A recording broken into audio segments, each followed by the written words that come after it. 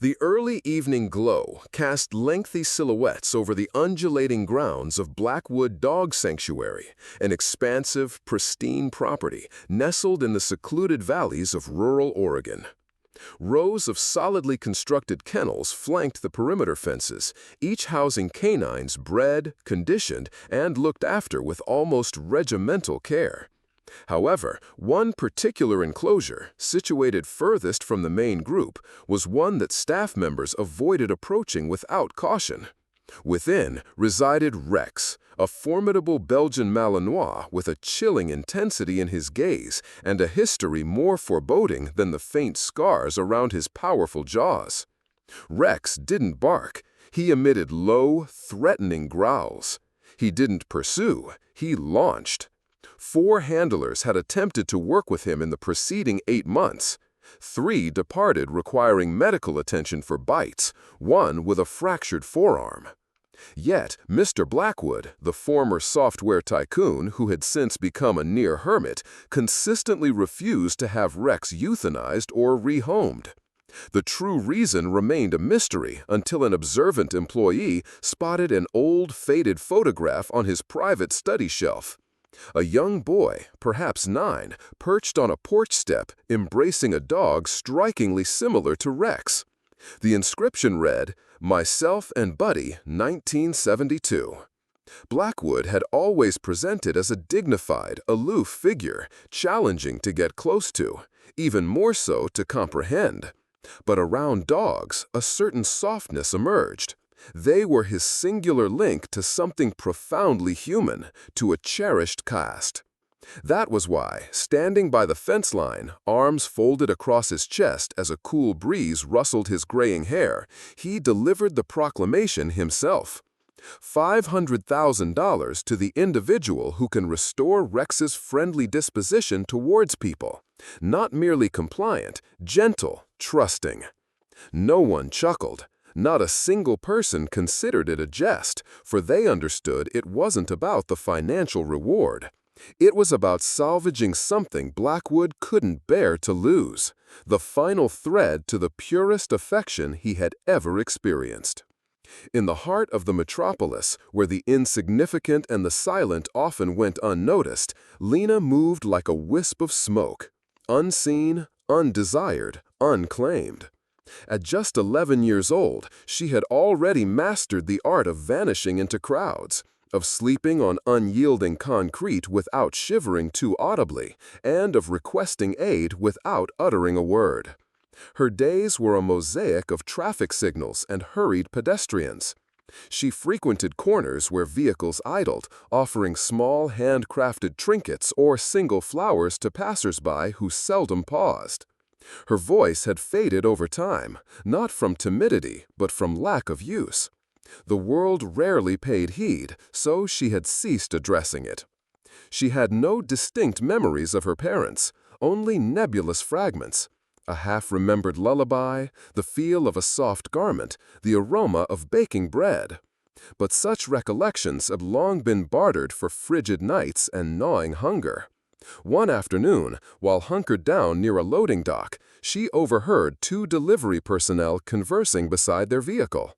"Some eccentric old magnate is offering $500,000 now for a dog," one said. The other sneered. "Not just any mutt. That Malinois' a beast, nearly tore a fellow's arm off." Lena's ears pricked. She didn't stir, didn't even blink, just absorbed their words. Said, anyone who can make it sociable again gets the cash.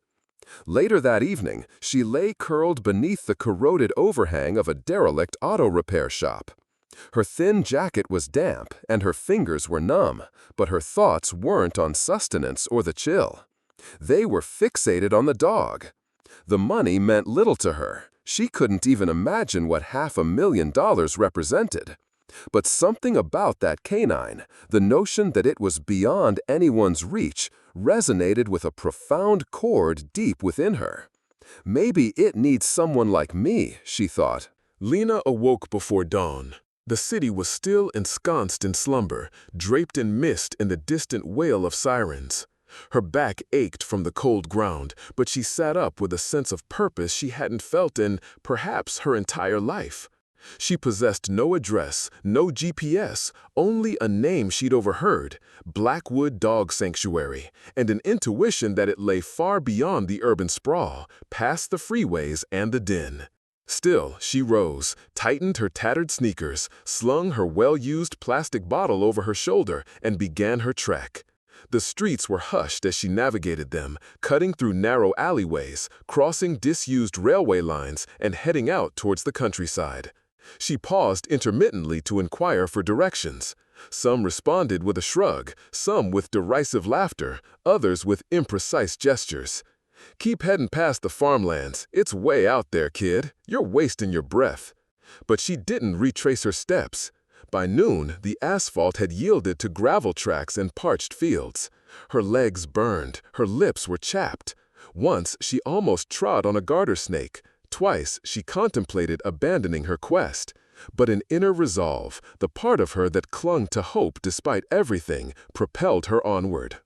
As the sun dipped towards the horizon, she reached the first indication of the sanctuary, a high wooden gate flanked by wrought iron bars and a pair of unblinking security cameras. Beyond it, rolling landscapes and structures too distant to discern clearly. Her stomach growled, her legs quivered, but she advanced, her hand coming to rest on the cool metal of the fence as she whispered, "I'm here." She didn't know what she would articulate or who would lend an ear, but she had traversed every step unaided, and that in itself signified something. The first time Lena rapped on the gate, no one responded. She waited, clutching the cold iron bars, her eyes scanning for any sign of movement beyond the trees. After what seemed an eternity, a security guard finally materialized. Tall, broad-shouldered, in a crisp uniform and mirrored sunglasses that reflected her grime-streaked face back at her. "What do you want, kid?" His voice was firm, almost toneless. "I heard about the dog, Rex. I want to try." He snorted, a sound devoid of humor. "You? Try with Rex? That dog would make a meal of you." He didn't unlatch the gate, didn't inquire her name, simply turned and walked away. But Lena didn't depart. That night, she slept curled beside the gate, her jacket zipped to her chin, her arms wrapped around her knees. Coyotes yelped in the distance, and the wind nipped at her exposed skin, but she remained still. The following morning, she was there again, waiting. The same guard appeared. "Still here? Go home." "I don't have one," she stated plainly. By the third day, murmurs had begun to circulate among the staff. The girl at the gate, the one who wouldn't leave. One of the groundskeepers brought her a portion of a sandwich, left it without a word. She nodded her gratitude, consuming each morsel as if it might vanish if she blinked. On the fourth morning, as the sun ascended over the hills, she was standing in the identical spot, hair disheveled, shoes utterly worn, eyes unwavering. The second guard, older, more reserved, observed her for a long moment before speaking into his radio. "Sir, there's a young girl here, been returning every day. Says she wants to meet Rex."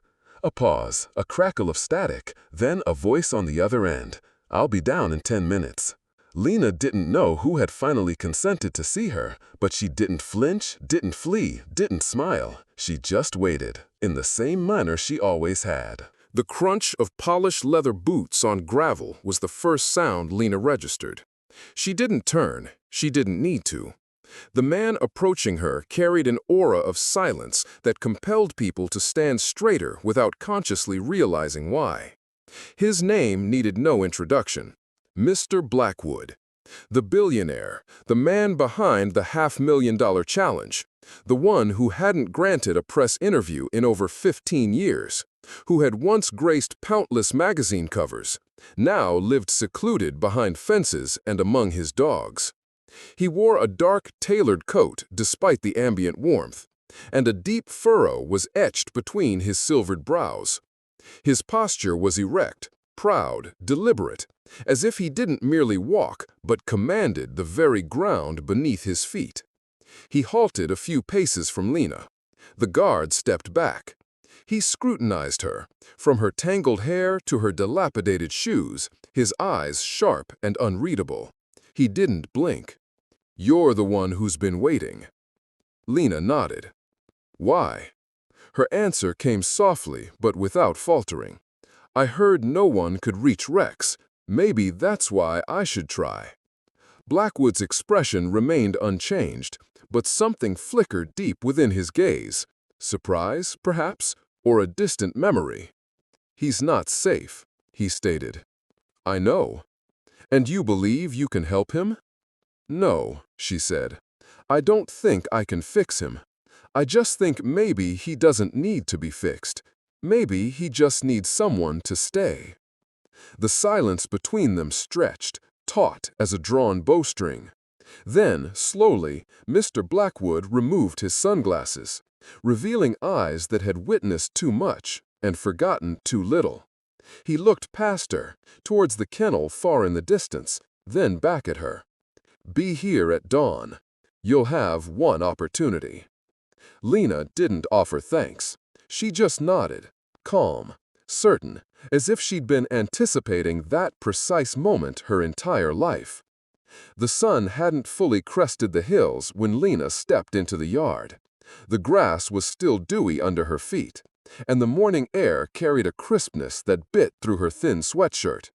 Her fingers trembled, but not from the cold. Today wasn't about warmth. It was about courage. Across the field, handlers were making preparations. One of them walked to the far corner of the large enclosure, where a thick, reinforced metal post was sunk deep into the earth. Attached to it was a long, heavy-duty chain, coiled like a dormant serpent. Rex hadn't been permitted to roam freely for months, not after his last encounter with a trainer. Mr. Blackwood stood to one side, arms crossed tightly, jaw set. His expression revealed nothing, but his very presence spoke volumes. He needed to witness this himself. The instant Rex appeared, the atmosphere turned electric, as if every heartbeat on that field had synchronized to his low growl. His coat, a mix of fawn and black, gleamed, taut over lean, powerful musculature. His ears were erect, body alert, teeth slightly bared. The handler clipped the chain to his thick collar and stepped back, eyes wary. Rex snarled, a deep, guttural sound, and lunged against the chain with a force that seemed to shake the ground. Lena didn't flinch. She stood just beyond the chain's full extension, far enough for safety, but close enough to be clearly visible. She didn't speak, didn't wave, didn't issue a challenge. She simply knelt. No tools, no commands, no tricks, just stillness. Rex barked, a sharp, menacing explosion of sound, then lunged again, muscles straining. The chain held. Dust billowed around his paws. He paced in tight circles, pulling, testing, watching. And Lena, she waited, quiet, steady, present. Minutes ticked by, perhaps 10, maybe 15. Rex had ceased barking, but his body still vibrated with tension. He stood at the furthest reach of his chain, breathing heavily, eyes fixed on the girl who refused to show fear. Lena remained kneeling, hands resting gently on her knees. Her gaze wasn't directly on Rex. She looked softly past him, as if granting him space to observe her without feeling threatened. She didn't move, hardly even blinked. She just stayed. The handlers at the edge of the yard shifted uneasily. One whispered, "We should get her out of there." Another shook his head, his gaze on Mr. Blackwood, whose arms were still crossed, but whose jaw had now slightly relaxed. Then Rex did something that made everyone freeze. He sat. Not out of obedience, not from training, but because, for the first time, he seemed curious. His ears twitched forward. His tail, still held low, gave the faintest flick. Lena noticed but didn't react visibly. She simply reached slowly, very slowly, into her sweatshirt pocket and retrieved a small, half-eaten piece of dried fruit. She unwrapped it carefully and placed it on the grass in front of her, then moved her hand away. Rex's eyes flicked to the offering, then to her, then back to the fruit. Another minute passed. He rose again and took one cautious step forward, the chain clinking faintly. Then another and another until he reached the end of his tether, inches from the dried fruit and from Lena. He didn't snarl, didn't growl. He just stood there, breathing heavily, his face inches from hers. Lena lowered her eyes, never making direct contact, and whispered, just loud enough for only Rex to hear. "It's okay. I'm not here to make you do anything. I just want to be here." Something in Rex shifted, like a thread pulled loose from a long-held knot of fear and aggression. The sound of her voice, its softness, its lack of demand, stirred something buried deep within him. A memory, perhaps, a forgotten warmth. It felt like the echo of a love he'd once known, then lost. And suddenly, he didn't feel the overwhelming need to protect himself. He leaned down, took the piece of dried fruit, and then he sat beside her. Just like that. No force, no fear, no commands. Only stillness, only nascent trust. Silence hung heavy in the air long after Rex sat beside her. No one moved, no one spoke. Even the birds seemed to hold their breath.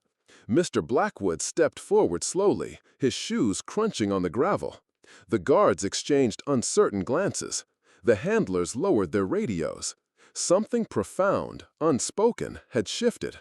He stopped a few feet away, his eyes locked on the unlikely pair sitting in the morning light, a street urchin and the dog no one could reach. "You did it," he said finally, his voice low but clear. "No one else has ever gotten close. You won." Lena turned her head toward him, but didn't rise. "The $500,000 is yours, as promised." She looked down at Rex, whose body now rested calmly against her side, his breathing steady. She stroked his back once, then stood slowly, brushing dirt from her knees. "I don't want the money," she said. A hush swept across the yard. Blackwood raised an eyebrow, but said nothing, waiting. "I want a room," Lena continued, "somewhere safe, a bed I won't get kicked out of in the middle of the night, 2 meals a day, and school. I want to go to school." Her voice didn't shake, but something in her eyes did, a flicker of vulnerability, quickly buried beneath the same steady calm that had soothed Rex. Blackwood stared at her, as if trying to comprehend something far larger than her words. "That's all?" he asked. She nodded. "That's all." He looked past her to Rex, whose eyes now followed Lena's every movement, not with fear, but with quiet alertness. Then back to Lena. He exhaled slowly and spoke, softer this time. "You'll live in the main house. We have a spare room. You'll eat with me, and we'll get you enrolled first thing tomorrow." Lena didn't cry, not audibly, but her shoulders relaxed for the first time in what felt like years. She gave a small nod. "Thank you." Blackwood stepped forward, placing a hand on her shoulder with surprising gentleness. "You don't know what you've done here," he said. "Not just for him, for me too." That night, Lena slept in a real bed for the first time she could remember. The mattress was soft, the sheets smelled of fresh linen, and the pillow cradled her head as if it had been waiting for her all along. Her room was simple, a dresser, a small window, a desk with a lamp. But to her, it felt like a palace. Outside her door, Rex lay curled up, his ears twitching at every sound, as if guarding her from a world that had never been kind. He didn't bark, didn't growl. He just waited, as loyal and quiet as the girl who had taught him trust again. In the room across the hall, Mr. Blackwood sat alone on the edge of his bed, the faded photo of "Myself and Buddy, 1972" in his hands. For a long time, he stared at it, not with sadness this time, but with something akin to peace. He whispered to the photograph. She didn't fix him. She reminded him he was never broken. The next morning, Lena walked beside Mr. Blackwood as if she'd always belonged there, barefoot and calm, with Rex trailing behind like a shadow that had finally found its sun. No one questioned it, no one doubted it. Later that week, she was enrolled in the local school. Blackwood had a new routine now, Morning coffee, reading the newspaper, and packing a small lunch bag with Lena's name on it. Rex would wait by the gate for her to return each afternoon, tail wagging like clockwork. People in the nearby town started asking about the girl at the sanctuary, the girl who changed the impossible dog. And when they heard the story, most just smiled and said, "Some things money can't fix." Because in the end, it wasn't about the $500,000. It was about being seen, being safe, being believed in, even just once. And sometimes that's all it takes.